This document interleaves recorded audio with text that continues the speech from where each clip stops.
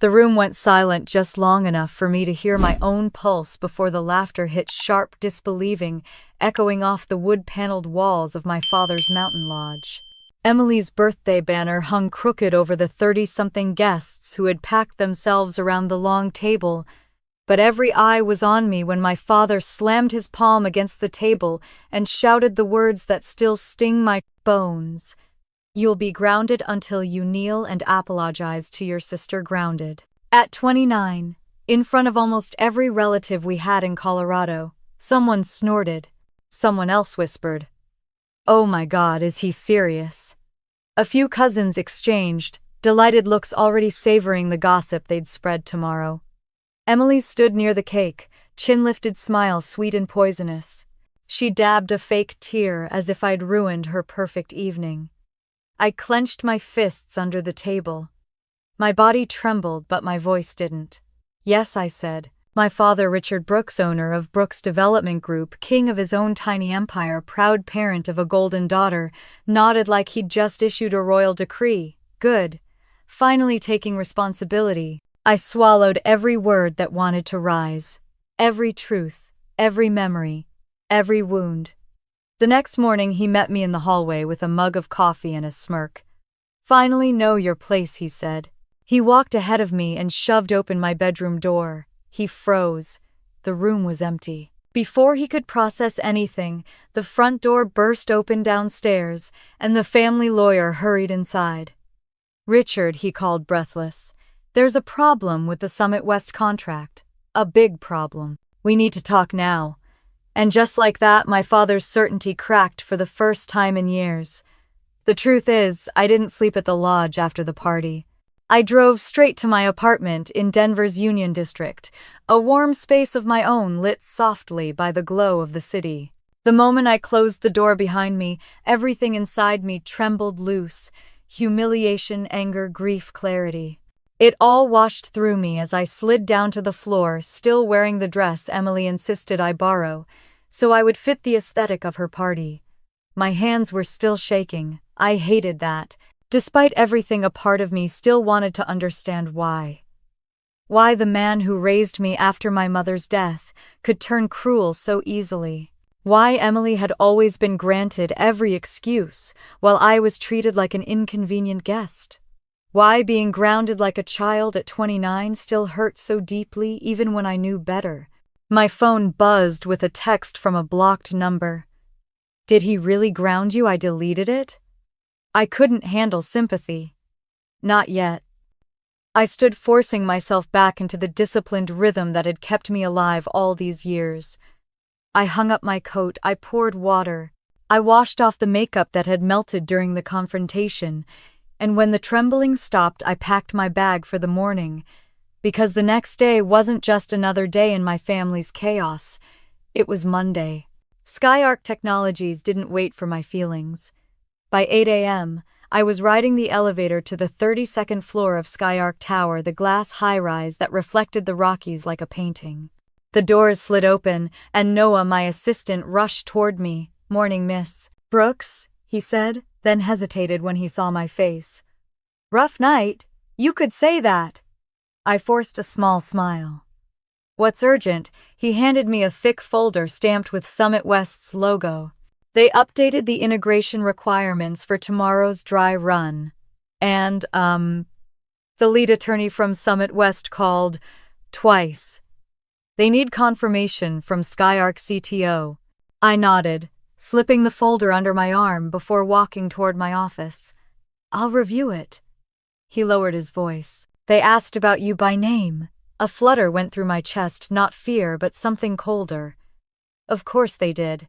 My office sat at the corner of the tower, windows stretching floor to ceiling, overlooking downtown and the snow-dusted foothills.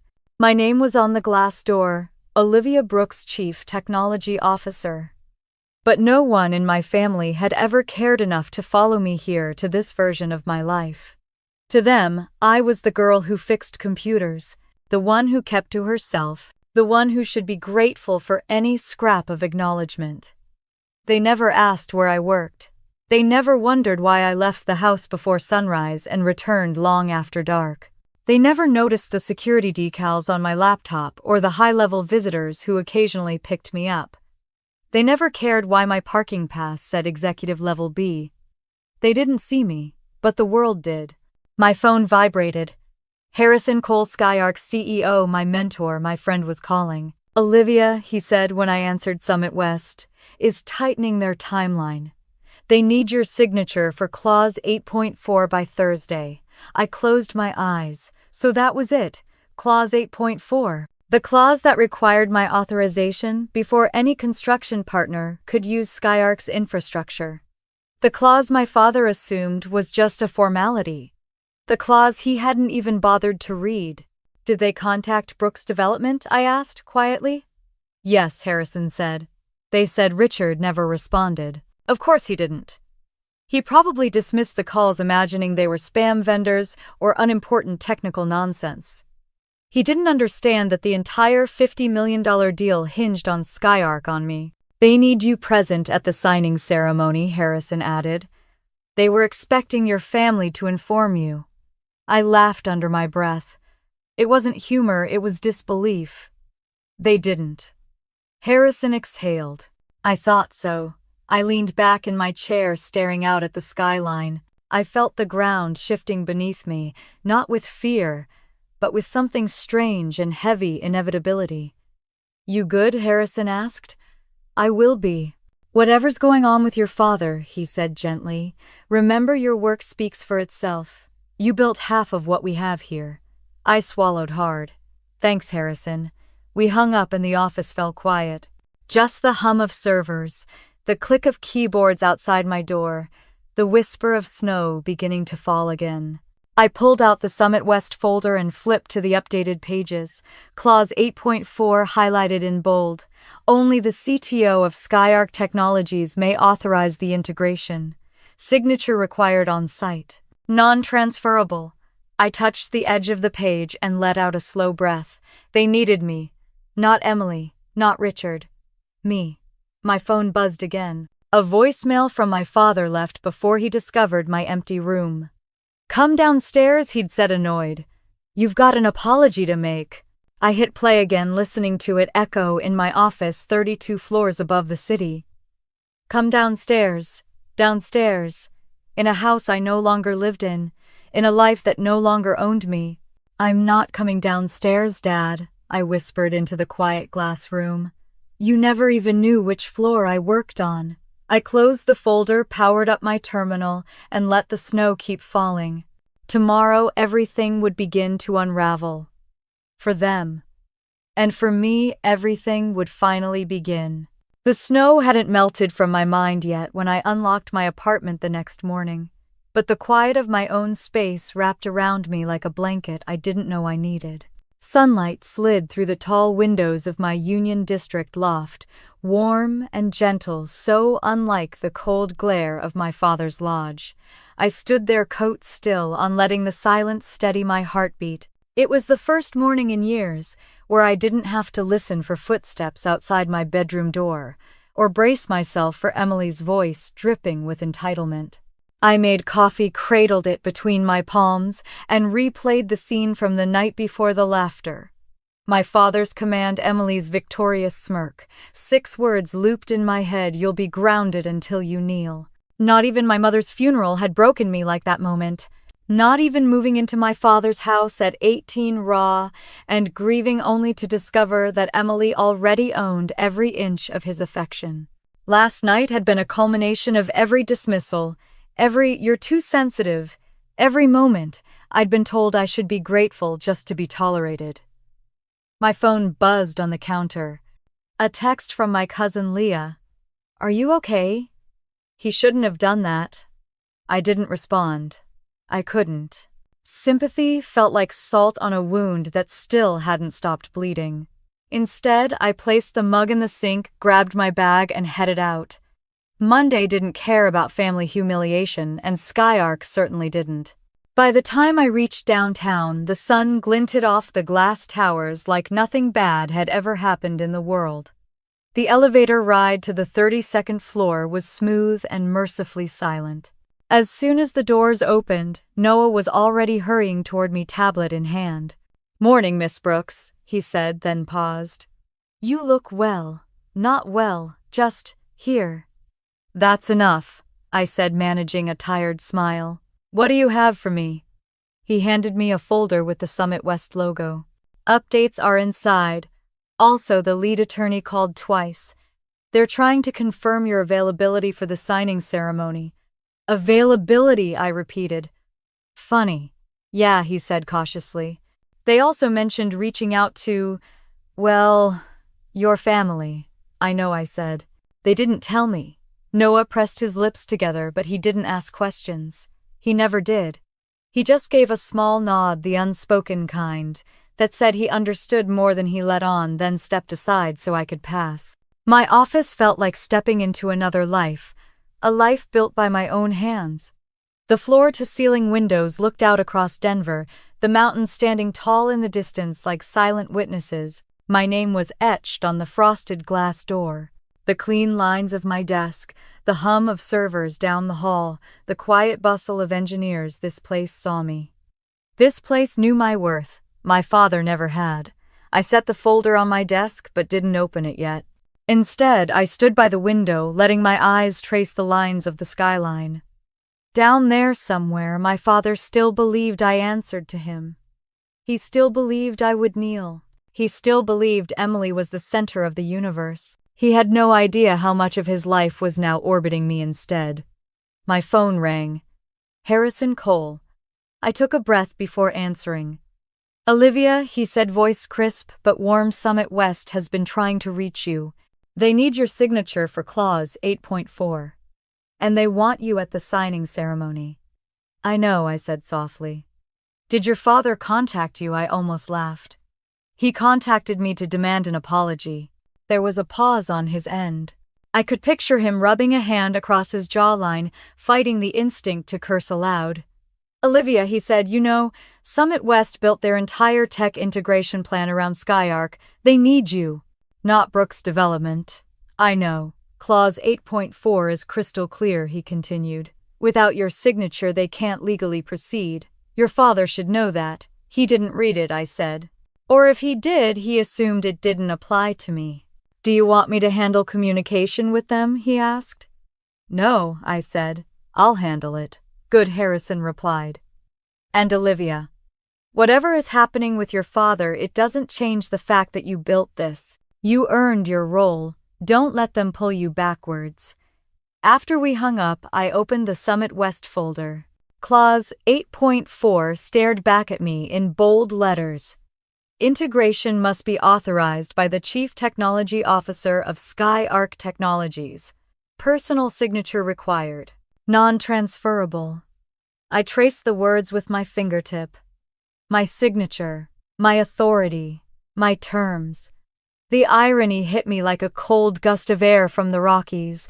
While my father had been grounding me, treating me like an unruly teenager, publicly humiliating me like a child, Summit West had been searching for me, the adult, the CTO, the technical backbone of their $50 million project.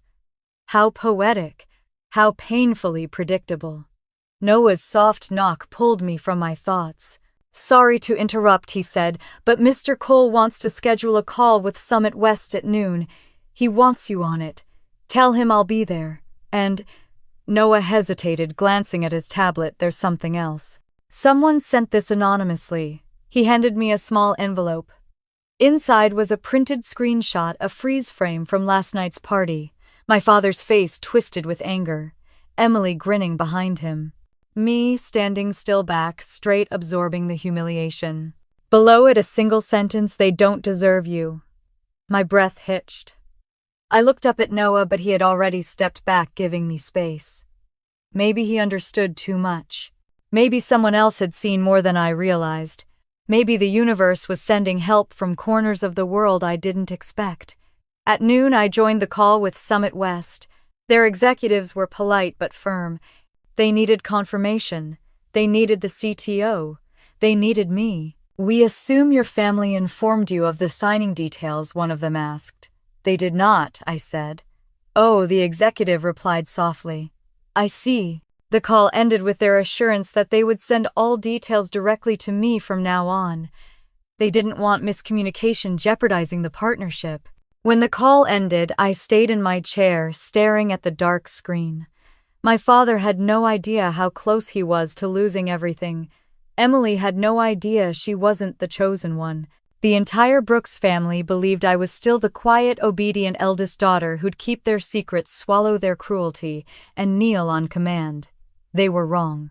Before leaving the office, I forwarded every voicemail, every contract update, every email from Summit West to my attorney Maya. She replied within minutes, document everything, especially last night. I texted back, already done. As I packed my bag, my phone played my father's voicemail again. Come downstairs. You've got an apology to make. I let the message play out entirely, the familiar tone of command, the entitlement dripping in every word. Then I deleted it.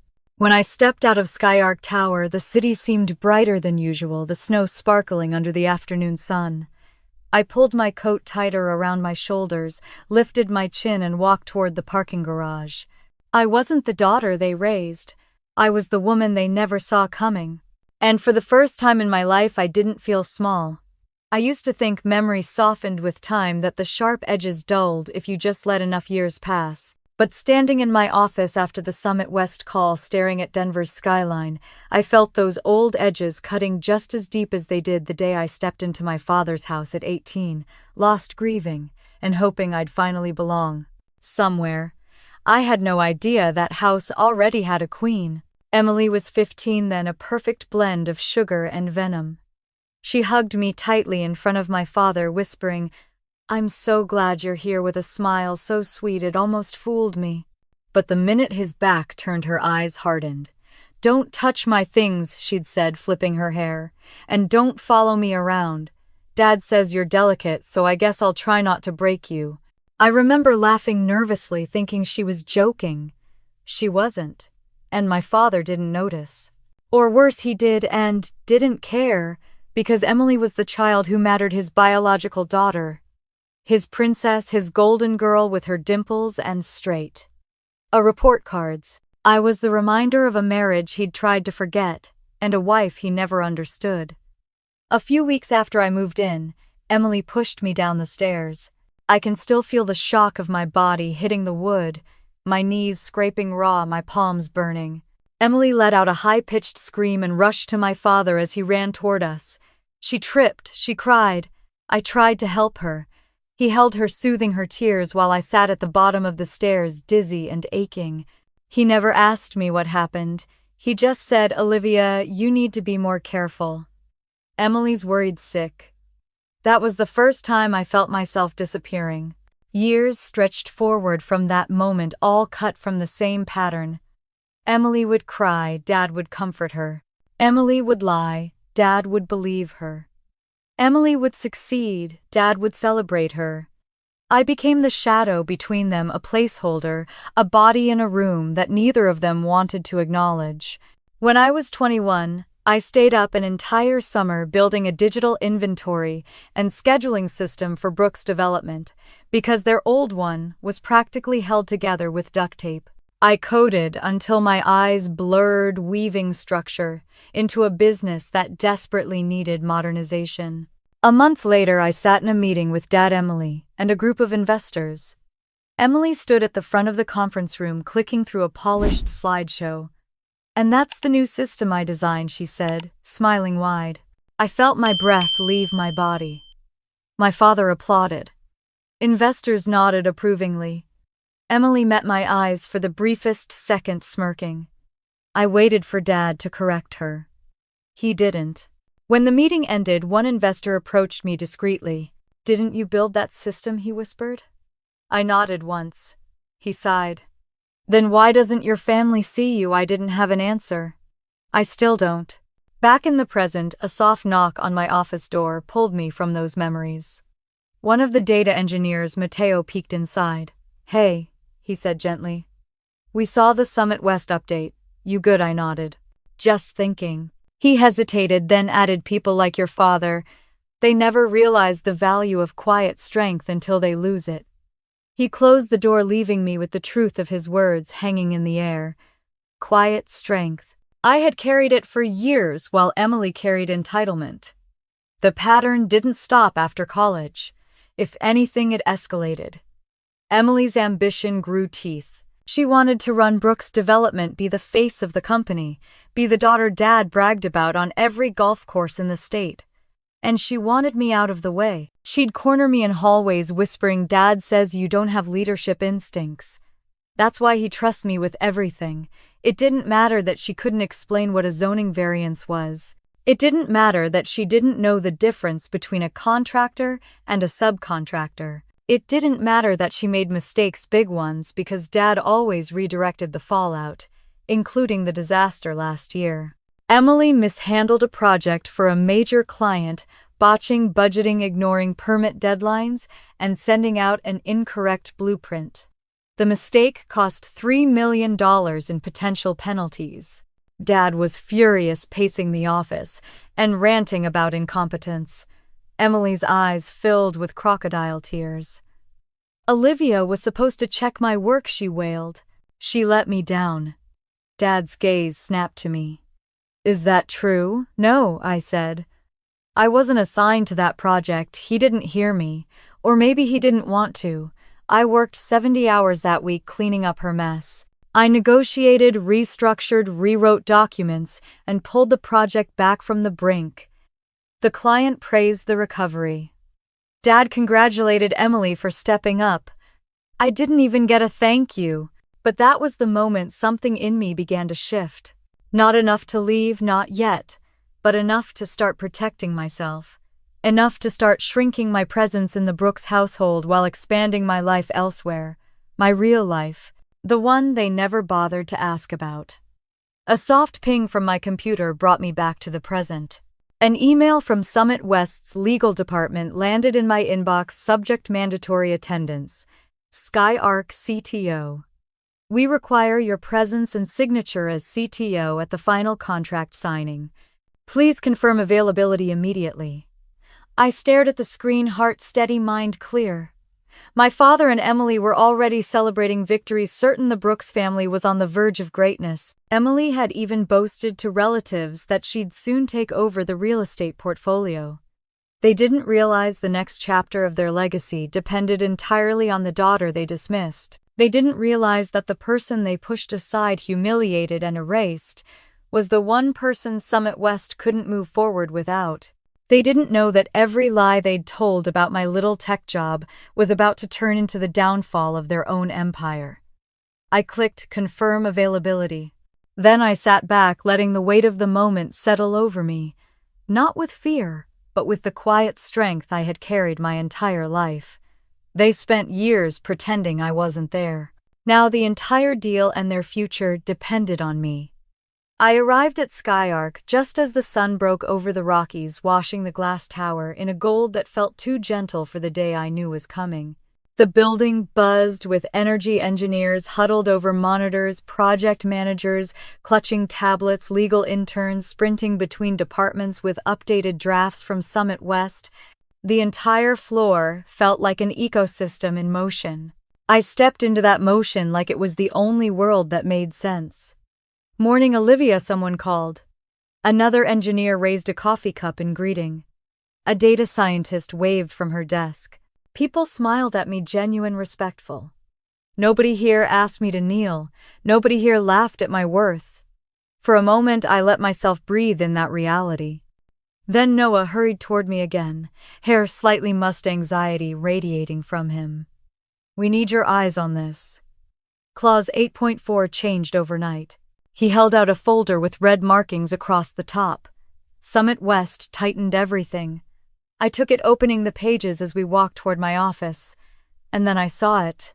My footsteps slowed. My pulse didn't. Clause 8.4. Technical Integration Authorization Execution requires personal signature of the Chief Technology Officer of SkyArc Technologies. Approval is non-transferable.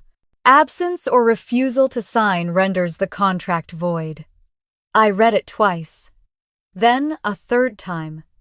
No substitutes. No exceptions. No loopholes. It had to be me. The entire $50 million contract, Richard's victory, Emily's bragging rights, the Brooks legacy was balanced on my signature. "Does your father know about this?" Noah asked quietly. "No," I said. "He didn't read that far." Noah let out a low whistle. "This is going to be something." He had no idea. Inside my office, I dropped my bag, sat down, and reread the clause until the words went numb. A strange mix of satisfaction and sorrow pulled at me from opposite directions. Sorrow that it had come to this. Satisfaction that for once the truth wasn't something my family could manipulate. Before I could process the emotions, Harrison called. "You got it?" he asked, skipping any greeting. "I did. This contract lives or dies with your approval," he said. "Summit West is anxious." "They should be," I murmured. Harrison exhaled. "They assumed your family had informed you." I corrected that assumption. I closed my eyes, picturing the avalanche this would trigger once my father realized the truth. "What happens now?" "They want you at the signing ceremony," Harrison said. "And Olivia," his tone softened. "This is your moment. You decide how to handle it." "I know," I said. I hung up and stared at the city below. So many years I felt powerless in the Brooks house, silenced, minimized, erased. Yet here, 32 floors above Denver, I was the one holding the pen that could reshape their future. Maybe mine too. A sharp knock interrupted my thoughts. A Summit West attorney popped her head in through the doorway. "Miss Brooks," she said, "we'll need your input by the end of the day. And your father's team still hasn't responded to our requests for his availability." "Of course they hadn't. Send everything directly to me," I said. "From now on." She nodded and left quickly. I sank deeper into my chair, overwhelmed not by fear, but by clarity. This was the point of no return, though maybe I had crossed it long before last night's humiliation. My phone buzzed again. A message from an unknown number. "Heard the Brooks deal is shaky. Heard you're the reason." I didn't respond, but my stomach tightened, not from guilt but anticipation. I knew exactly where my father was in all this. His office at Brooks Development, probably telling anyone who would listen that the deal was already in the bag, that Emily was the rising star of the company, that I was just IT support who couldn't possibly handle real business. I opened my laptop and pulled up the Summit West integration plan. The entire technical foundation of the project architecture permission systems was Skyarc's work. My work. Without me, the building plans were just plans. Their future Skyline project was just lines on paper. I wondered if my father had even asked Emily what Skyarc did. I wondered if he'd ever bothered to Google it. I wondered if he had any idea that Skyarc's valuation had crossed $400 million last quarter. He never asked, he never cared, he never looked. But someone else was looking now. My cousin sent me a screenshot of Emily's latest social media post. Emily Brooks, future CEO of Brooks Development, cocktail in hand, heroic lighting caption, soon to be running the family empire. "Dad believes in me." The comments were nauseating. "She deserves it." Such a powerhouse woman, Emily for president of construction. I knew those lines. Crafted narratives. Projection. Performances. She'd been performing her whole life. I returned to the contract file on my screen, reading through deadlines and legal obligations. My father had committed publicly to deliverables that depended entirely on Skyarc. He'd boasted to relatives, bragged to associates, and even promised Emily a new office. But he hadn't even bothered to call Skyarc. He didn't know he needed me. Yet. A new email from Summit West pinged on my screen. "We will require Miss Olivia Brooks' signature no later than Thursday morning. Please confirm her presence at the signing ceremony." I imagined my father tossing letters like this aside, assuming someone else would handle them. He always assumed someone else would clean up the mess. Usually that someone was me. Not this time. As evening rolled in, I packed up for the day. I saved every email, backed up every file, printed copies for my attorney.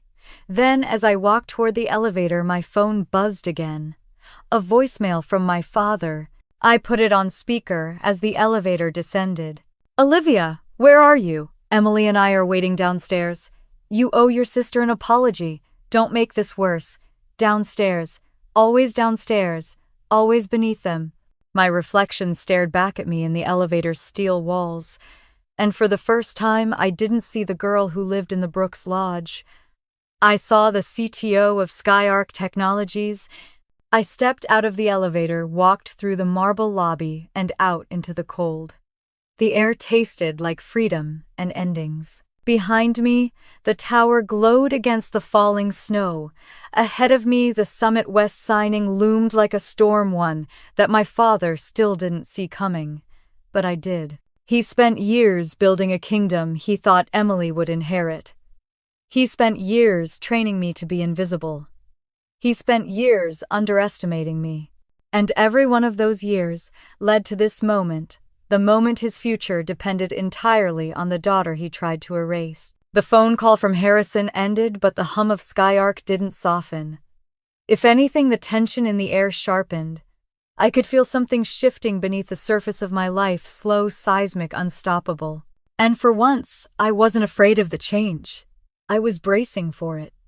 I stayed in my office until after 9 that night, reviewing integration notes and drafting responses to Summit West. When I finally shut down my monitors, the building was quiet except for the cleaning crew and the elevator's distant chime. I grabbed my coat, slipped my Skyark badge into my bag, and headed downstairs. Snow dusted the streets, soft flakes drifting beneath the lamplight. I crossed the plaza toward the parking garage, pulling my scarf tighter against the cold. But the moment I stepped into the shadowed corner near the stairwell, a familiar voice stopped me. Liv, I turned. Leah stood there, hugging herself against the cold, her eyes wide and worried. Leah, what are you doing here? I texted you. You didn't respond. She swallowed. So I came to find you. It's urgent. My stomach tightened. What happened? She stepped closer, lowering her voice. Your dad and Emily, they're telling everyone you're unstable. I blinked. What they said last night was a mental breakdown. That you stormed out because you're jealous of Emily. Leah shook her head. And they're spreading it fast. Aunts, uncles, cousins. Everyone's repeating it. I let out a slow, controlled breath. Of course they were. A new story always sprouted when the truth felt inconvenient. What exactly did they say? I asked. That you can't handle pressure. That you overreacted to a simple family disagreement. Emily said you embarrassed her during her birthday, and Dad said you're spiraling from stress. My jaw tightened. They were setting the stage, painting me as unhinged. Just in case I said anything that threatened their image. But that's not all, Leah added quietly. I looked at her. Go on. She hesitated, then whispered, Your dad thinks he's getting the Summit West contract tomorrow. He told everyone the deal is guaranteed, that the company is moving into a new era with Emily taking a leadership role. A slow, cold anger curled through me. He doesn't know about Clause 8.4. Leah shook her head. I don't think he's even read the updated contract. He said Skyark's involvement isn't a big deal. My father, the man who couldn't be bothered to read the agreement that would determine his entire company's future. The man who grounded me like I was a rebellious child. The man who was now telling everyone I was unstable. The irony burned like acid. Thank you, I said softly. There's more, she whispered. Emily said something tonight. To Dad. I overheard it. What she said, don't worry, Olivia will sign anything once she realizes she has nowhere else to go. My breath hitched, rage, disappointment, clarity, all blending into a single sharp note. They still believed they owned me. They still believed I needed them. They still believed I was the same girl who sat at the bottom of the stairs at 18, waiting for someone to notice her. Leah, I said gently, they're wrong. She nodded. I know, I've always known. But I don't think they do. We stood in the cold for a long moment, snow settling on our hair. Be careful tomorrow, she whispered. They're going to push you hard, Liv. Harder than you think. They're backed into a corner, and people act ugly when they feel threatened. I know how ugly they can get, I said. Leah's eyes softened. You deserve better than all this. You always have. She turned to leave. I watched her climb into her car, watched the taillights fade into the swirling snow. Then I whispered to no one. This time they'll finally see it. When I reached my apartment, I locked the door and leaned against it, letting the quiet settle around me. My bag thumped heavily to the floor. My shoulders dropped. The day's weight spilled through me like water. I stepped into my small kitchen, poured a glass of cold water, and stared out at the city lights. Denver was beautiful at night, gold and blue and endless. The opposite of my father's lodge, with its dark hallways and colder hearts. I put the glass down and pulled out the folder I'd picked up from Skyark's legal team earlier. Every page was crisp, precise, undeniable. Clause 8.4. Exclusive authorization. My signature. My terms. My power. The girl they ignored was holding the fate of their entire company. The daughter they humiliated was the one the world needed. I flipped to the next page and stopped when I saw the familiar blue logo Summit West's letterhead. Near the bottom was a typed note. We appreciate Miss Brooks's expertise and leadership. Her contributions have been remarkable. We look forward to her continued partnership. Remarkable. No one in my family had ever used that word about me. Not once. They'd used words like dramatic, oversensitive, quiet, difficult. Emily had called me boring. Dad had called me the steady one, which was really just another word for invisible. But here I was, valued, respected, needed. And tomorrow, that truth would collide with the fantasy they'd built. The fantasy where Emily was the star and I was the shadow. I closed the folder and took out my laptop, forwarding every document, every voicemail, every update to Maya, my attorney. She wrote back within minutes. Good. Document everything, especially conversations from last night. Prepare for escalation tomorrow. I typed back, I'm ready. I wasn't sure I believed it fully yet, but I wanted to. Before bed, I sat by the window watching snow fall across the city like glitter shaken from a dark sky. Lights glowed warm in neighboring high-rises. Cars crawled below their headlights, streaking through the night. For the first time in my life, I felt the shift, the threshold, the moment before a storm breaks, not the kind that destroys, but the kind that reveals. Tomorrow, the Brooks family would see a version of me they had never allowed themselves to see. The CTO, the architect of Skyark's technology. The woman with her own life, her own success, her own power. And I knew something else too. They weren't just afraid of losing a contract. They were afraid of losing control over me. I closed the blinds, slid under the blankets, and let the hum of the city lull me to sleep. Tomorrow the fight would begin. But tonight I let myself rest. Snow tapped lightly against my apartment window as if reminding me I hadn't slept. I sat cross-legged on the floor, with piles of documents spread around me. Contracts, printed emails, USB drives, handwritten notes from late-night coding sessions. My mother's jewelry box sat beside me, small and worn, the only piece of her I kept when I moved into Dad's house all those years ago. My phone lay face down, buzzing every few minutes with new notifications. I ignored all of them. It was 6 a.m. I should have been exhausted. Instead, I felt carved open, raw but strangely clear. The humiliation at Emily's party, replayed again and again, not as a wound, but a turning point. A moment I could no longer pretend something in that house was fixable.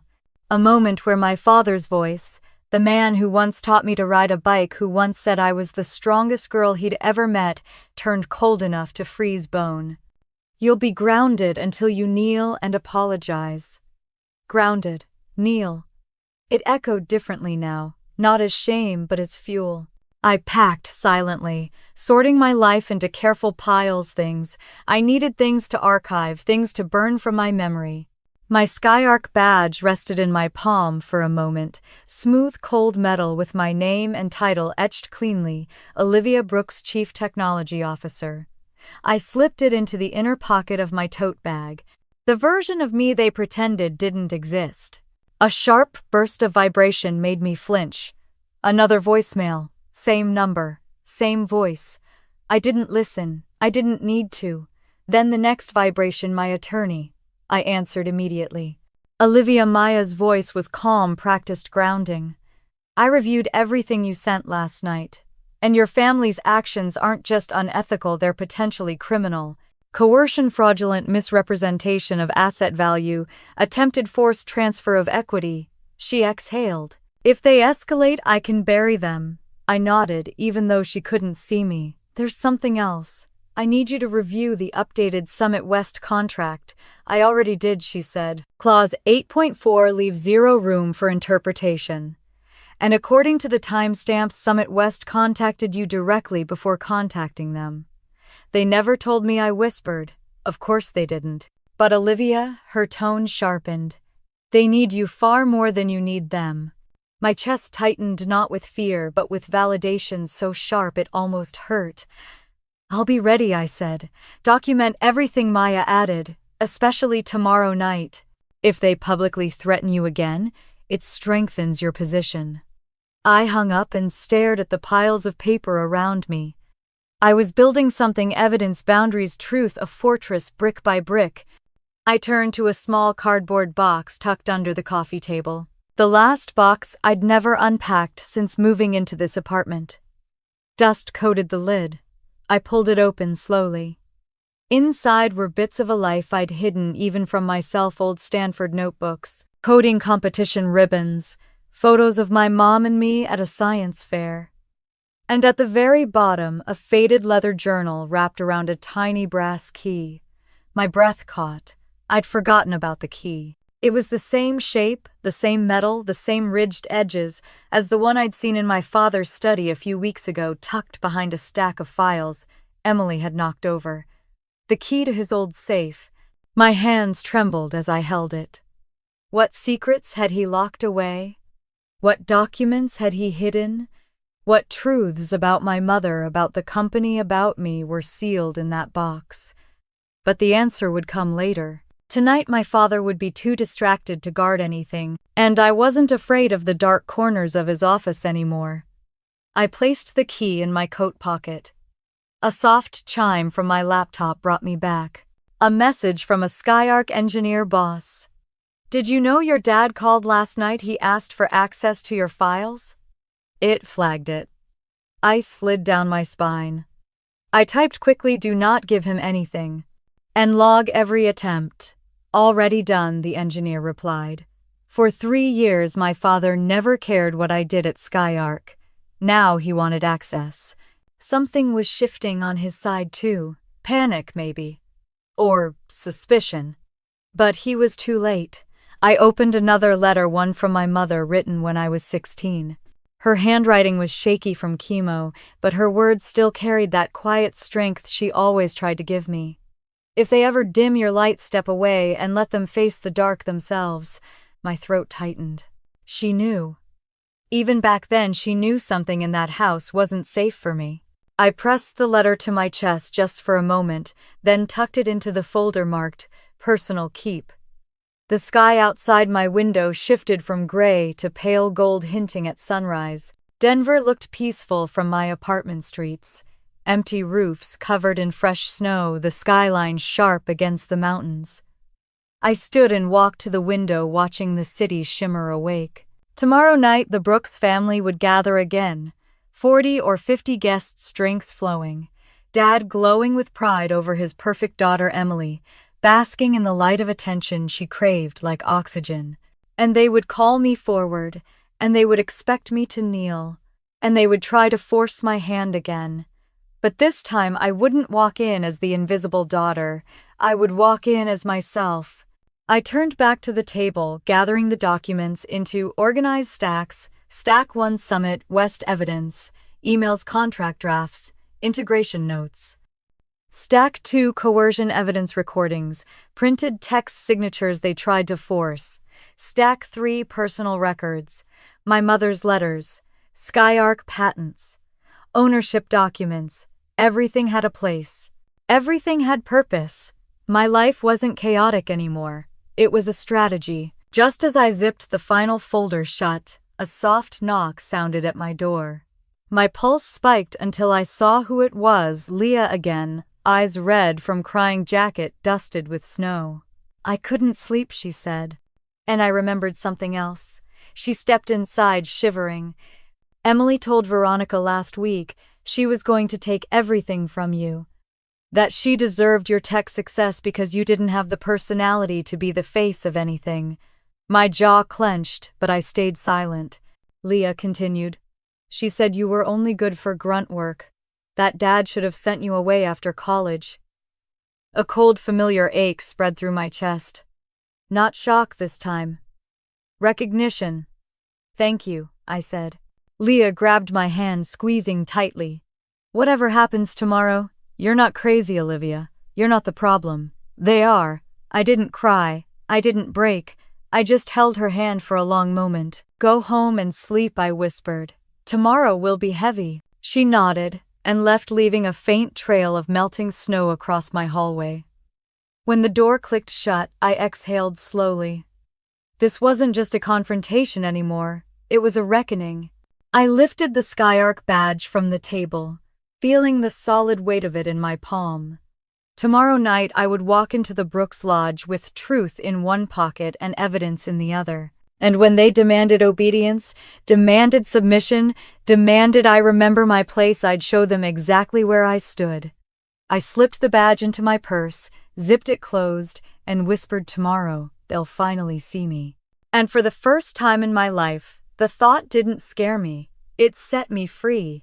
The Brooks Lodge glowed like a lantern against the snow, its windows spilling warm light across the icy driveway as cars lined both sides of the long stone path. 40 to 50 guests were already inside, voices, rising glasses, clinking laughter, echoing across the massive cedar beams. From the outside, it looked like a celebration. From the inside, I knew it would be a battlefield. I stepped out of my car, smoothing my coat, steadying my breaths. My bag felt heavier than usual, documents, backup drives, recording devices. Truth weighed something, I supposed. At the front door, a server paused when he saw me. "You're Olivia, right?" he whispered. "Your sister said we should keep an eye on you." He looked uncomfortable saying it. I smiled faintly. "Then, she hasn't changed." The door swung open before he could respond, and warm air hit my face along with a wave of perfume, cologne, and forced cheer. Inside, the lodge had transformed into something theatrical. Fairy lights draped across the ceiling, a quartet playing near the fireplace, the scent of rosemary and roasted lamb drifting from the catering tables. It was too beautiful, too perfect, exactly how Emily liked her illusions. She stood near the center of the room wearing a gold dress that sparkled under the lights. A small crowd surrounded her, friends, cousins, a few of Dad's business partners. Emily laughed at something, tossing her hair, tapping one perfectly manicured nail against her champagne glass. She didn't see me yet. Of course she didn't. I wasn't the one people were here to admire. Richard, my father, stood beside her, basking in the reflected glow of Emily's success. He shook hands with one of Summit West's junior consultants, bragging about upcoming expansions. He looked proud, confident, in control. He had no idea how fragile everything beneath him truly was. I walked further in. Conversations dipped when people noticed me. She came after all. Maybe she'll apologize. Poor thing. She's been acting strange.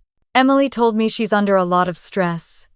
The whispers wrapped around me like cold fingers, but I lifted my chin and headed toward the back of the room, letting myself become what I'd always been to them, invisible.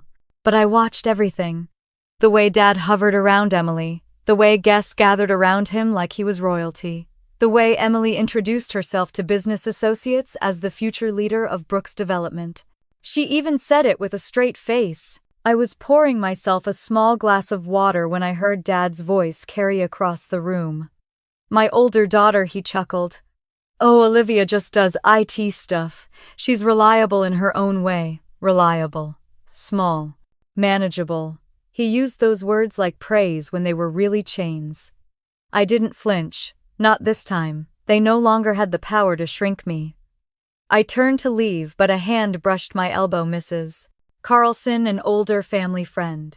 "Sweetheart," she said gently, "you look tired." "I'm fine," I said. She leaned closer, voice dropping. "Your father loves you, you know. He's just under pressure. Pressure. The excuse of every manipulator. Enjoy the party," I said before walking away. But her expression, sympathy mixed with something else, made me wonder if certain people sensed what was coming. Emily spotted me then. Her smile froze, then stretched painfully wide. "Oh my God," she squealed, walking toward me dramatically. "Loud enough for nearby guests to hear you made it. I was so worried you'd stay home and sulk." "Hi, Emily," I said. She squeezed me in a hug that felt like a threat. "Dad's so happy you're here. We all are. We want this to be a night of unity." Unity. She said it like a weapon. Her hand slipped around my wrist as she pulled me toward the center of the room. I didn't resist. Yet. "Everyone," Emily called, raising her champagne glass. "Before we continue celebrating, my sister has something she wants to say." A hush fell over the crowd. Many turned toward me with anticipation, some with pity, some with hunger for drama. Emily's eyes glittered with victory. Dad stepped beside her, his expression hardening. "Olivia, we're waiting." I looked from face to face, familiar, distant, expectant. The living room felt smaller than usual, crowded not just with bodies, but with pressure, manipulation, old wounds. Emily stepped forward, gold dress shimmering. "It's simple," she said sweetly. "Apologize for ruining my birthday. Apologize for causing a scene. And sign the papers for the family." A murmur rippled through the room. Papers. Of course she brought them. Of course she wanted an audience. I stayed silent. Emily lifted her chin. "Come on, Liv. Say you're sorry." Dad added, "Apologize. Kneel if you need to. Show respect," someone gasped softly. Even for this family, his words were harsh. My heart beat once hard and steady. I wasn't trembling. I wasn't afraid. Not anymore. "I don't have anything to apologize for," I said. Silence cracked open across the room. Emily blinked. "What I'm not apologizing," I repeated calmly. Her smile shattered. "Stop being childish," she hissed. "Everyone is watching." "I know," I said. Dad's face darkened. "Olivia, don't embarrass this family again." "You embarrassed yourself," I said quietly. A few guests stifled shocked breaths. Emily shoved the papers toward me, her voice shaking. "Just sign the damn shares to me." "Dad needs this. I need this. Stop being selfish." Selfish. After everything. I lifted the corner of the document just enough to confirm what I already knew: transfer of ownership, beneficiaries, my equity. All neatly stolen in legal language. I let it fall from my fingers. "No," I said. Emily's mask cracked completely. "You should be grateful Dad took you in. He gave you everything.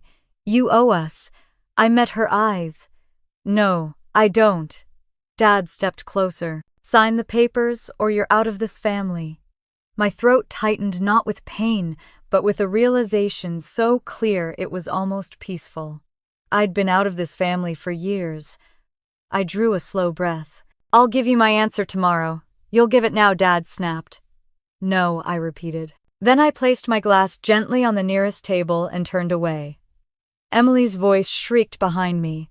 "Olivia, don't you walk away from," but I did. I walked through the living room, through the hallway, where old family photos hung past the kitchen, where servers pretended not to stare.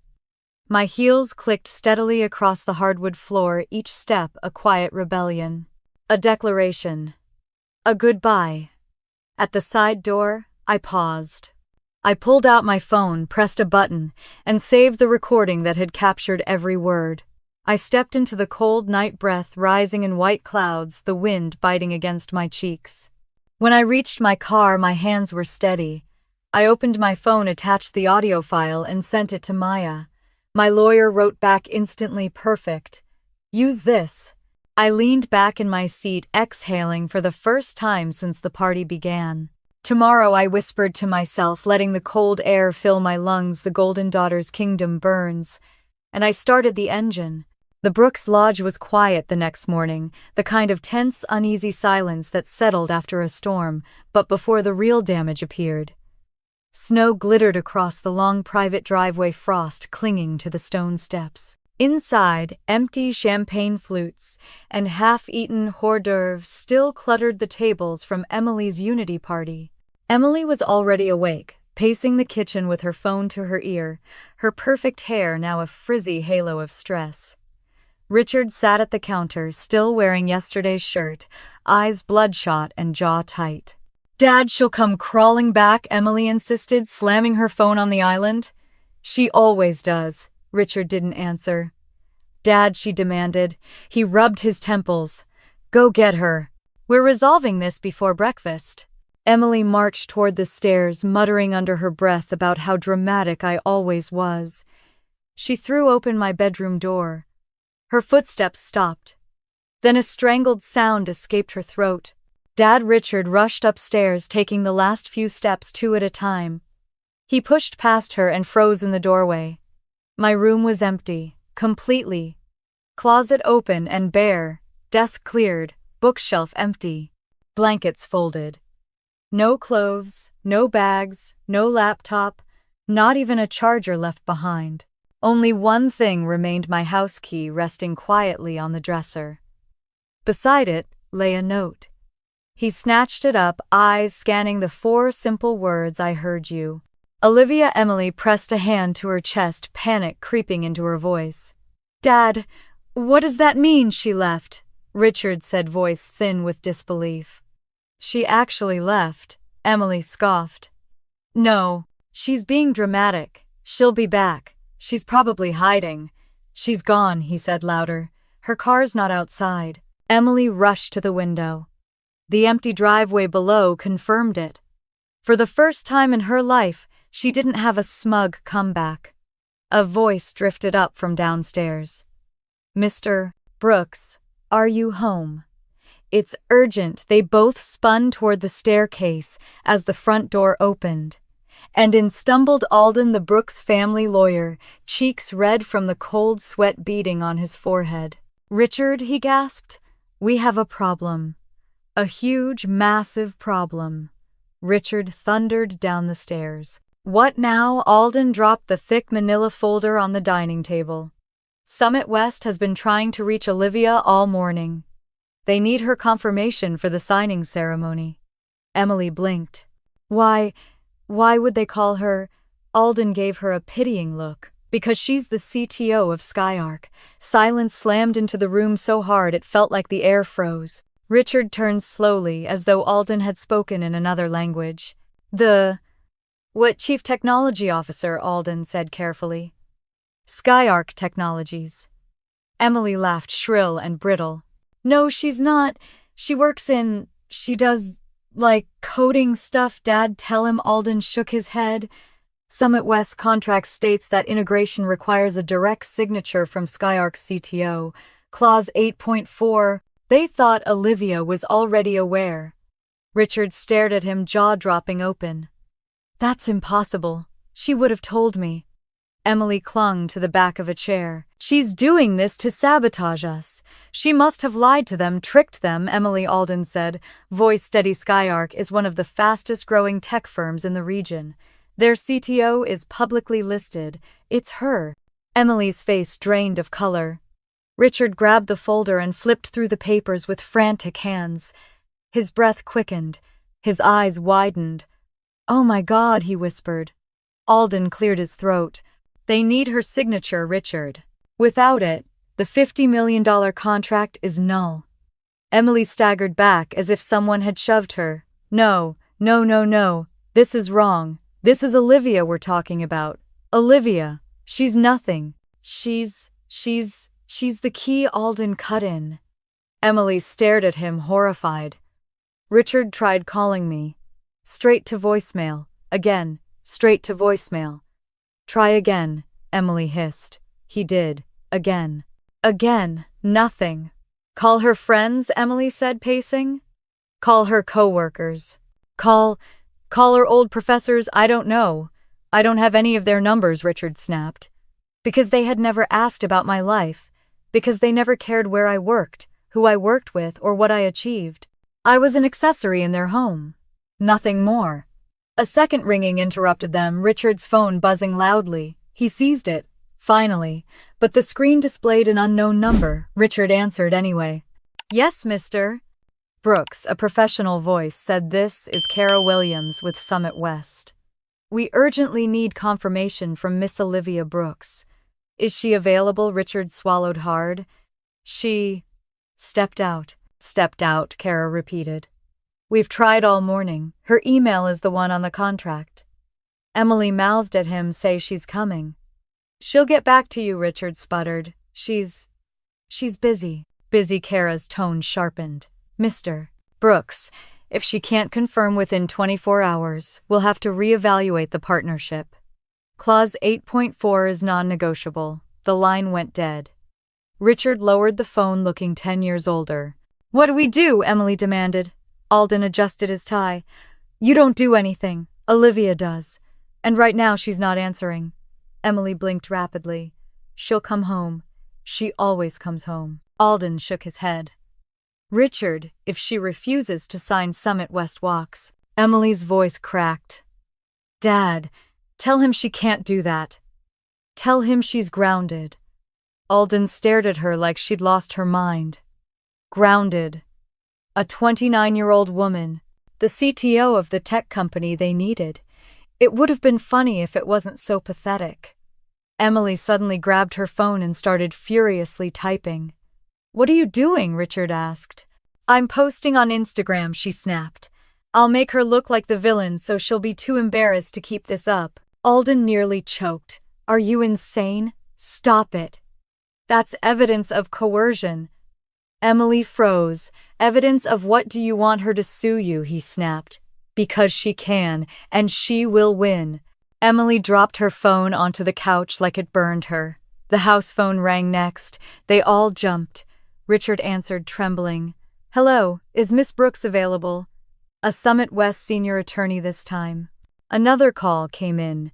Then another. Then another. Emails arrived on Richard's laptop, notifications, pinging one after another. Urgent CTO confirmation needed, follow-up request. Clause 8.4 final notice pending. Emily covered her ears. Make it stop. But it didn't. The storm only grew louder. Alden skimmed a new email and exhaled sharply. "Richard, this one says if they don't get confirmation, Summit West will consider Brooks' development in breach of agreement." Richard's face went white. No, she wouldn't let that happen. Emily whispered. Would she? Outside, the snow continued falling, silent and relentless. And for the first time in their lives, my father and the daughter he adored looked terrified. Richard sank into a chair, gripping his hair. What if she doesn't come back? Emily's breath hitched. She will. But the words rang hollow. Even she knew the truth. I had never walked away before, because I had nowhere else to go. But now I had everything. Alden's phone buzzed, and he looked down at the screen. His expression twisted into dread. "Richard?" Summit West just sent a final message. He swallowed hard before reading it aloud. "If Miss Brooks does not confirm by tomorrow morning, Summit West will consider the contract null." Richard's voice cracked. "Find her. Find Olivia. Now." But the universe already knew the answer. Olivia wasn't lost. Olivia was free. The Emerald Summit Ballroom gleamed under crystal chandeliers, the kind of place my father dreamed of, belonging to polished marble floors, panoramic windows overlooking Denver's skyline, and a guest list that read like an index of everyone who mattered in Colorado's business world. 200 VIPs filed in, shaking hands, exchanging business cards, and adjusting ties for the cameramen preparing for the live stream. And all of them were waiting on one thing: the Skyark CTO. Me. I stood just outside the service corridor, hidden from view, listening to the hum of the ballroom. I wasn't ready to enter, not yet. I needed to see everything first. I needed to understand the battlefield before stepping into it. Inside, my father arrived with Emily on his arm. Emily walked in like she owned the room, chin-high dress, shimmering emerald to match the theme her smile carefully constructed. She soaked in every look, every compliment, every flash of a camera. Dad shook hands aggressively laughing, too loudly pretending the previous 24 hours hadn't shattered the foundation of his world. "Richard, you made it huge day for Brooks' development, huh? Congratulations on the partnership," he basked in it. He needed the performance more than he needed breath. A Summit West assistant approached him. "Mr. Brooks, what time will Miss Olivia Brooks be arriving? We need confirmation before we begin." Richard's fake smile tightened. "She'll be here soon," Emily chimed in, too bright, too confident. "Olivia loves making an entrance." The assistant nodded politely and walked off, but not before her brow creased with doubt. I let out a breath. They were both unraveling, and the night hadn't even started. I stayed in the shadows, watching as Emily attempted to network. I had to suppress a laugh when she made up statistics that made no sense and misused half the business terms she bragged about online. At one point, she told an investor that a zoning permit was like a parking discount. His expression said everything. A pair of women whispered behind her back, "Is she actually the one taking over the company? I thought the older daughter was the smart one." Emily stiffened when she overheard it, but she didn't dare react. Dad continued shaking hands, oblivious to the fractures forming around him. "Our company's on the rise," he boasted. "This partnership is just the beginning." He didn't see the Summit West executive watching him with thinly veiled annoyance. He didn't notice the senior legal counsel pointing at Clause 8.4 inches her binder. He didn't know the entire room was waiting for the daughter he tried to erase. The house he controlled did not exist here. This wasn't his kingdom. This was mine. Another assistant approached him. "Mr. Brooks, the CEO wants to begin soon. Is the CTO on site?" "She's on her way," he snapped. It was starting, the unraveling. Emily tugged at his sleeve. "Dad," she whispered through clenched teeth, "text her again." "I have," he hissed. "She's ignoring me." Emily checked her phone and let out a shaky breath when she found nothing. No message from me. No apology. No submission. They were losing control, and for the first time they knew it. A reporter appeared near the stage, adjusting her mic. "Rumor has it the Skyark CTO hasn't arrived," she whispered to her camera operator. "If she doesn't show, the deal could be dead." Emily overheard. Her lips tightened. She stormed over. "Who told you that she's coming?" she snapped. The reporter shrugged. "Half the ballroom is asking." Emily turned bright red. Meanwhile, Summit West's legal team lined up their documents on the signing table. Next to them, 3 pristine copies of the contract sat ready. The only missing signature was mine. One of the lawyers tapped her pen impatiently. "We cannot delay much longer. Clause 8.4 must be signed before anything else." Richard overheard and went pale. "Clause 8.4, he repeated weakly. "Correct," she said. "Your daughter's signature is required for authorization." Emily grabbed his arm. "Dad, what if she doesn't come?" He didn't answer. A few feet away, a group of investors whispered, "I heard the CTO is brilliant. Publishes in tech journals. Why isn't she here? Maybe she knows something we don't." Each sentence was another crack in Richard's armor. I stepped farther behind the curtain, listening as he moved toward the stage and cleared his throat for attention. "Everyone," he said loudly, "thank you for joining us. This is a monumental day for Brooks' development." The room quieted. "This partnership shows our commitment to innovation growth," and a whisper carried from the crowd. "Where's the CTO?" Richard's voice wavered. "We will be starting shortly." The Summit West CEO leaned toward the mic. "With all due respect, Mr. Brooks, we cannot begin without the CTO's presence." My father faltered. She's delayed." "Delayed," the CEO repeated, unimpressed. Emily stepped forward desperately. "She's always dramatic. But she'll be here any minute." Murmurs rippled like wildfire. Skepticism, curiosity, judgment. I checked my watch. Time. The ballroom doors opened. Cameras whipped toward the entrance, heads turned. Gasps fluttered across the room. And I stepped inside. A power suit, my Skyark badge clipped at my lapel. My expression calm, centered, and undefeated. The heels of my boots clicked against the marble floor as I walked down the aisle between executives, reporters, and the entire Denver elite who had written me off years ago. Richard's face drained of color. Emily swayed slightly, like someone had pulled the ground out from under her. I reached the front of the stage as the Summit West CEO broke into a relieved smile. "Miss Brooks," he said loudly, "thank you for joining us. We can begin." I shook his hand. "Good afternoon. Sorry for the delay. Traffic from the Skyark Tower is unpredictable. A few chuckles in the crowd, light respectful. People were already leaning in toward me, whispering, 'That's her. She's the CTO. She's the one they've been waiting for.'" My father stepped forward, voice trembling. "Olivia, what are you—" I met his eyes, the same eyes I once begged to see me, now full of fear. I turned away from him and faced the Summit West team. "I heard you needed the CTO," I said. The room erupted into whispers, some stunned, some impressed, some horrified. Richard reached out a shaky hand.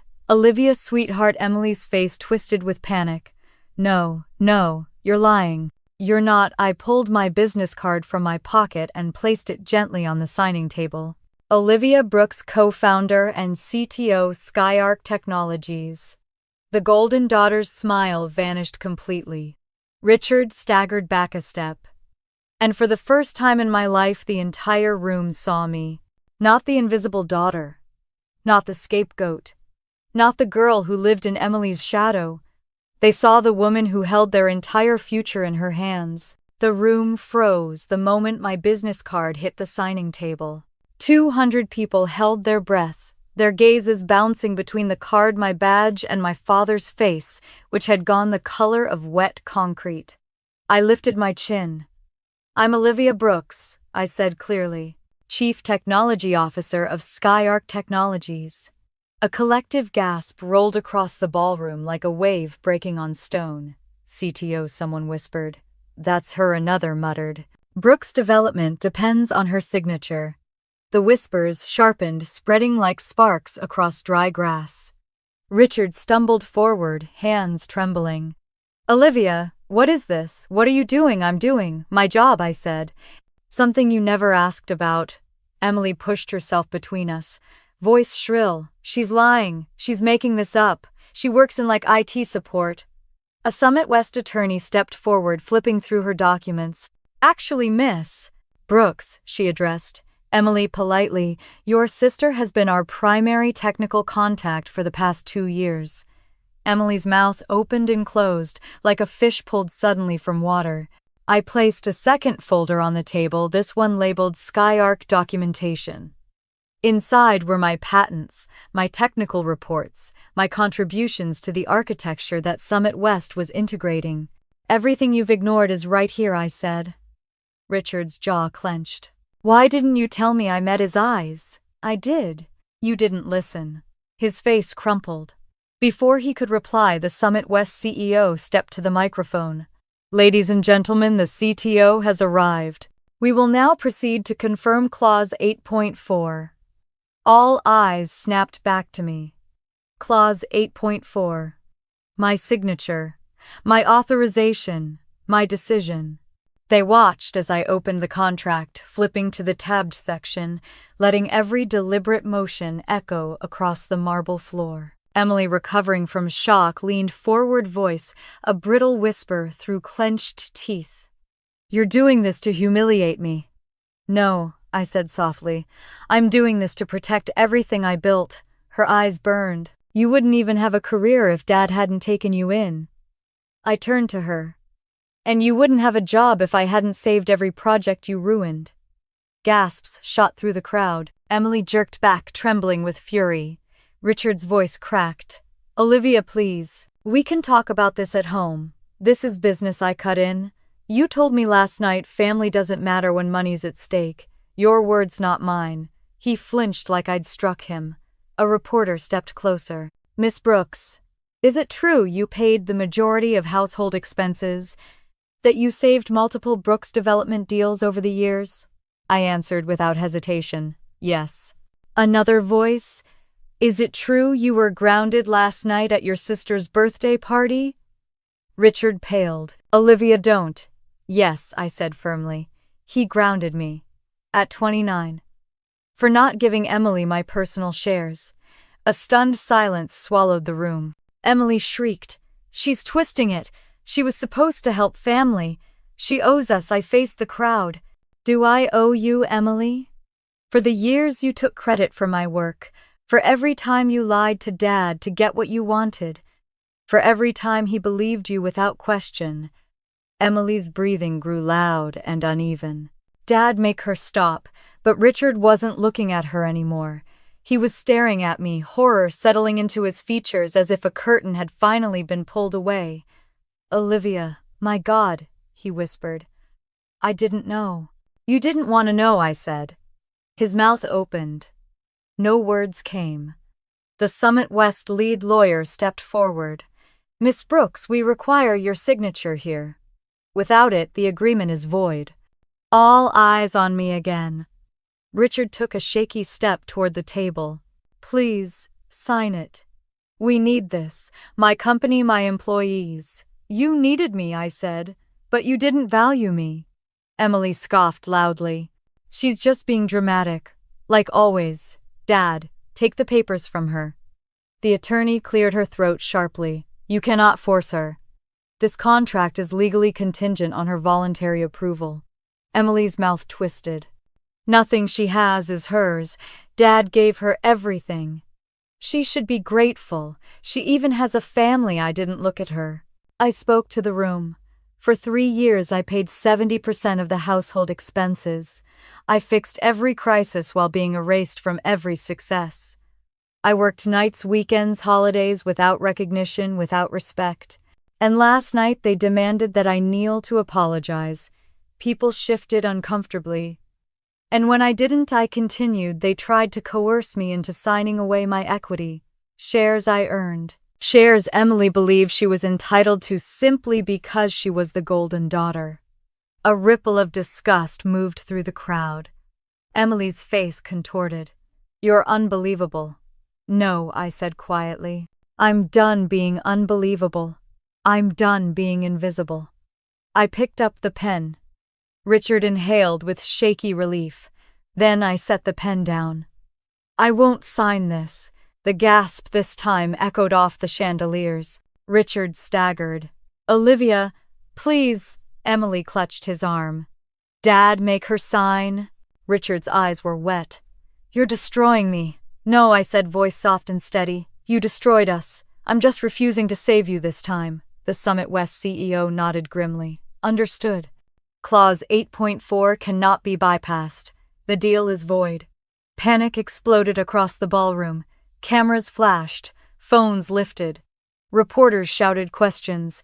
Investors whispered urgently into their phones. Brooks development executives looked like they were watching the floor fall out from under them. Richard swayed, gripping the edge of the table as if it were the only thing keeping him upright. Emily broke first. You selfish, pathetic, jealous, she spat, lunging toward me. Security stepped between us instantly. She sobbed, not out of heartbreak, but out of rage. You ruined everything. You ruined Dad's career. You ruined the company. You ruined my future. I saved my own. I said simply. Richard reached for me once more, desperation contorting his face. Olivia, sweetheart, please. You're my daughter. I stepped back. You only remember that when you need something. He froze. Every eye watched him crumble. I closed the contract, folded my documentation, and slipped everything back into my bag. Then I turned to Summit West's CEO. Skyark remains committed to our partnership. I apologize for the disruption. We'll ensure your project finds a better construction partner. His expression softened with respect. Thank you, Miss Brooks. I nodded and turned toward the doors. Behind me, the ballroom erupted into chaos. Cameras flashing questions, flying contracts being snatched off the table, executives shouting, Emily sobbing, Richard collapsing into a chair as his empire dissolved around him. I walked steadily, heels tapping against the marble floor like punctuation marks. At the doorway, I paused and looked back only once. Richard's eyes met mine, broken, pleading, lost. I felt the sting of old wounds of years spent, invisible, of love twisted into obligation. But I didn't waver. Business is built on trust, I said quietly. You broke mine. Then I turned and walked out of the ballroom, the doors closing behind me with the finality of a gavel. Richard wanted to show the world he had the perfect daughter. He did. He just didn't realize it wasn't the one he raised. The news hit before sunrise, splashed across every Denver outlet like a scandal they'd been waiting years to sink their teeth into. My phone buzzed non-stop on the nightstand. Alerts, mentions, forwarded links, subject lines screaming, Brooks, development, loses $50M deal after CO fails to meet contract, conditions Skyark, CT overrides, Brooks development signing. Family drama derails major construction partnership. I lay still for a moment, staring at the faint morning light spilling across my bedroom ceiling. For the first time in days, I wasn't trembling. I wasn't dreading anything. I just breathed, slow and steady. I reached for my phone and played the clip that had gone viral overnight. Me, I won't sign this. Richard, you're destroying me. Me, no, you destroyed us. I'm just refusing to save you this time. The video had over 1 million views. Comments ranged from outrage to awe. This is the most satisfying corporate revenge I've ever seen. Good for her. That father is awful. Emily is unhinged. Wow. She's a queen. I set the phone aside and exhaled. It was over. Or rather, it had begun. By mid-morning, the collapse was in full swing. Investors pulled out. Stock dropped so fast trading halted twice. A board member leaked that emergency meetings had been called at dawn. At Skyark, the halls buzzed with excitement, not for drama but for validation. People kept stopping me. Congrats on protecting the company. You did what any real leader would do. We're proud you're our CTO. No one saw me as the quiet one. No one dismissed me. No one compared me to anyone. I wasn't background noise here, I was the architecture. At noon, Maya called. Brooks Development just lost 2 major contracts, she said. Suppliers are backing out, and Summit West issued an official termination notice. I let that sink in. So it's done. It's done, she confirmed. And Olivia, what you did wasn't revenge. It was self-preservation. But it felt like both. Meanwhile, Emily wasn't handling it quietly. Her meltdown spilled across every social platform before noon. Ranting Instagram stories accusing me of sabotaging her life, long posts blaming me for destroying the family legacy, crying selfies captioned, "How could she do this to us?" The comments turned quickly. "Girl, you tried to steal her shares. You literally demanded she kneel. This isn't the look you think it is. Therapy." Immediately, Emily fought back until she deleted everything. Then she tried posting again, this time, positioning herself as the victim of a misunderstood situation. That lasted 2 hours before people found screenshots of her bragging about taking over the company. She disappeared offline by late afternoon. Richard didn't disappear. He called, and called, and called. 43 missed calls. Voicemails that shifted rapidly between anger, guilt, bargaining, regret. "Olivia, just call me back. We can fix this together. I didn't know. I didn't mean what I said. You're my daughter. Please, please, sweetheart." His voice sounded smaller each time. I didn't pick up. By evening, he switched tactics and tried showing up at Skyark. Security wouldn't let him in. My head of security came to my office slightly embarrassed. "He's downstairs. Been there for an hour. Just staring at the building."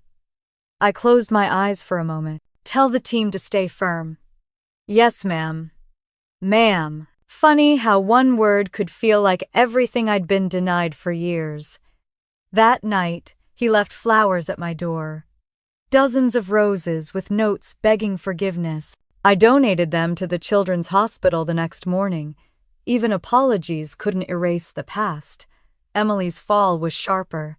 By the next day, she'd been cut from 2 committees she bragged about leading. Her mentorship with a real estate firm was put on hold.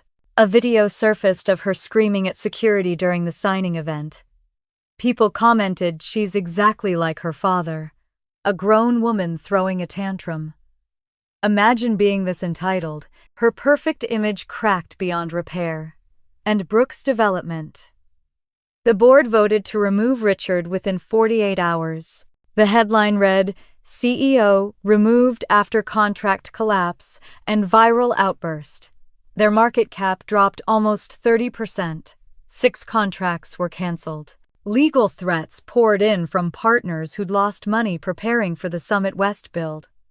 Their bank called in a loan for review. The empire Emily thought she'd inherit was crumbling fast. Through all of it, I barely spoke. I didn't gloat, didn't brag, didn't explain. Silence can be its own kind of power. Skyark stayed steady. Our board held a special meeting to reaffirm support for me. Harrison called with a calm smile in his voice. You did the right thing, he said, and the industry knows it. My inbox filled with emails from other tech leaders offering support. Women who had been overlooked, underestimated, dismissed. Men who respected courage over compliance. CEOs who appreciated professionalism and integrity. I wasn't alone. Not anymore. But the personal fallout wasn't finished. 3 days after the signing event, as I reviewed system outputs in my office, my phone buzzed with a short message from an unknown number. Please, just 10 minutes. Crescent Cafe, tomorrow, 10 a.m. Dad, I stared at the screen. My chest tightened not with fear or anger, but something heavier and older. A memory, a longing, a wound. Maya walked in at that moment, reviewing paperwork. She paused when she saw my expression. You okay? I held out the phone. She read the message quietly, then handed it back. What do you want to do? She asked. I don't know, I admitted. That's okay, she said. You don't owe him anything. Not time. Not forgiveness. Not even a response. I nodded. But after she left, I found myself staring at the message again. 10 minutes. Public place. Not demanding. Not threatening. Just asking. I exhaled long and slow. My father had spent 30 years speaking at me, over me, around me, never to me. Maybe 10 minutes wouldn't kill me. Maybe it would just close a door I'd been holding half open for too long. Or maybe it would open a different one. Either way, I would walk into that cafe as the woman he never bothered to know. Not as the overlooked daughter, not as the invisible sibling, but as myself. The one who no longer needed his permission to exist. The one who had stopped kneeling the moment she stood up for the first time in her life. Tomorrow I would face him, this time on my terms.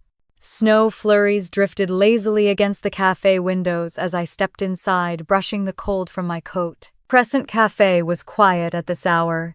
Warm amber lights, soft piano music, the scent of espresso drifting like memory. A few customers looked up then, returned to their laptops and pastries. My eyes found him immediately. Richard sat in the corner, booth shoulders, hunched fingers wrapped around a mug he hadn't touched. He looked smaller somehow, like someone had drained the color from him. His once confident posture was gone, replaced by something fragile and unsteady. He stood when he saw me. Olivia. I nodded. Not warm, not cold, just there. Present. Stronger than I had ever been in front of him, I slid into the booth across from him.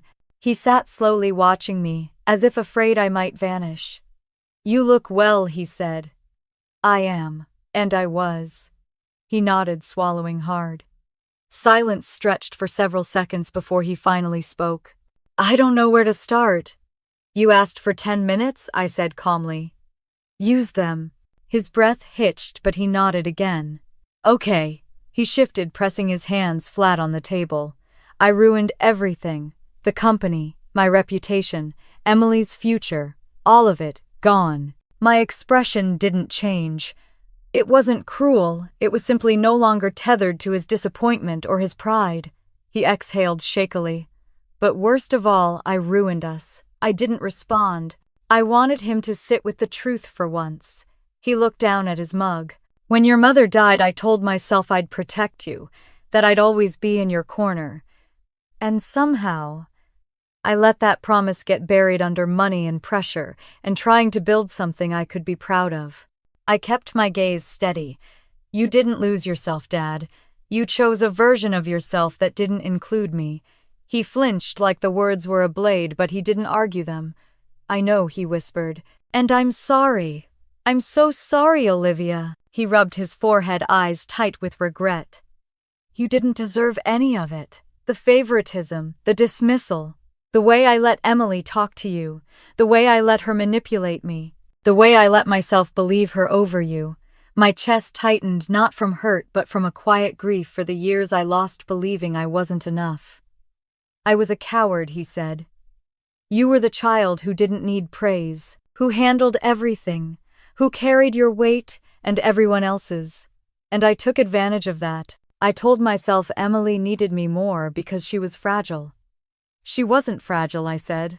She was entitled. He let out a short, pained laugh. Yes. But I didn't see it. Because I refused to. His hands trembled slightly as he reached into his coat pocket and placed a small brass key on the table, the same shape, the same weight, the same ridged edges as the one I'd found weeks ago.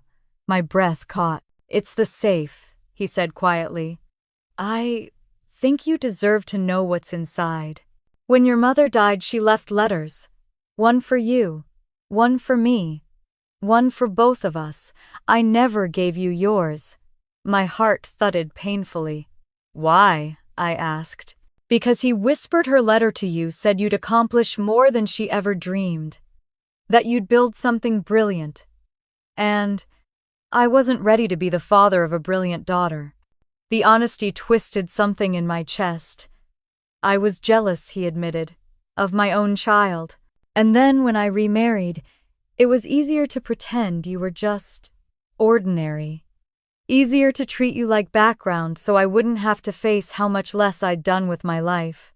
My eyes stung, but I didn't look away. Dad, you didn't have to compete with me. You just had to love me. I know. His voice cracked, and I failed, every single time. Silence settled again, heavy but honest. He rubbed his palms on his jeans. I know I can't undo any of it. The humiliation, the grounding, the threats. I can't undo choosing Emily over you again and again. He lifted his eyes, desperate but sincere. But if you're willing, I'd like to try again. Not as CEO and daughter. Not as the favored and the forgotten. Just as two people who share a history.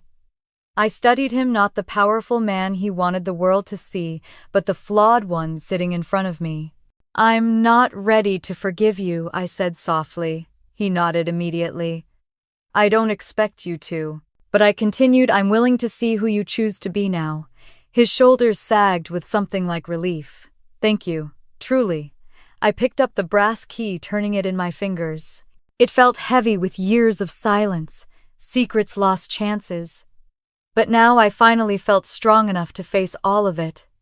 We spoke for a few more minutes, lighter things, cautious things, things that didn't reopen wounds. When I finally stood to leave, he stood too. Same time next month, he asked. I nodded. Don't be late. He gave a small, sad smile. I won't.